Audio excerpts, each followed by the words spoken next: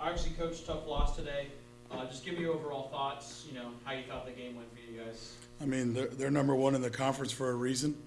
They came out and punched us in the mouth pretty good in the first 5, 6, 7 minutes. I think we were down 9-0. First media, and then I don't remember what the score was after the second media, but I just know those first 8 minutes I didn't recognize our side, mostly because of everything that they were doing to really affect us.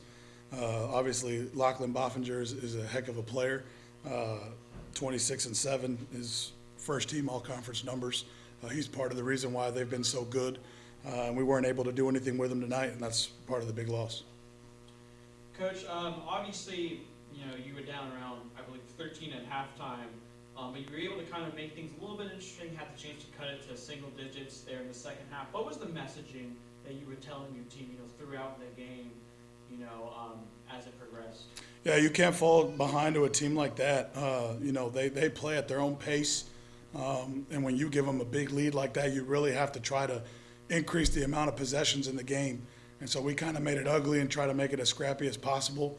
I think we cut it to 9 or 11, something like that. But they're good, and they found a way to break through. A team that doesn't really shoot it great at 3 for 18, but they know who they are, and they go get 16 offensive rebounds. They force 17 turnovers.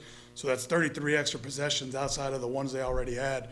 And you can't give a team like St. Mary's that much. That's why the deficit is what it was. When you spot them 12 points and a half, I mean, you look at it and we lose the second half by 1.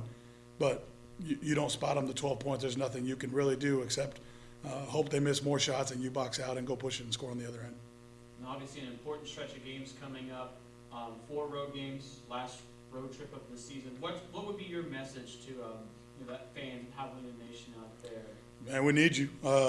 Please come out and keep supporting. Come out and keep watching these guys. They're going to keep battling.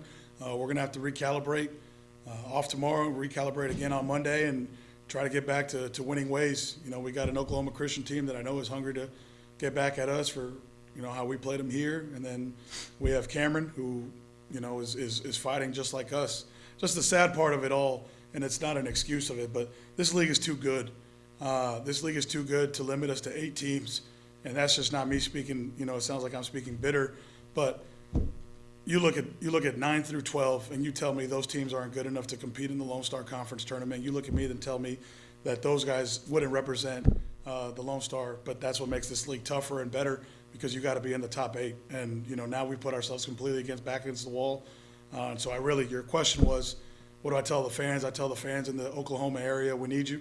And then I tell the fans in the Dallas and Tyler area, we need you more than ever because we're going to keep going and get this thing right. Appreciate it, Coach. Go Habs.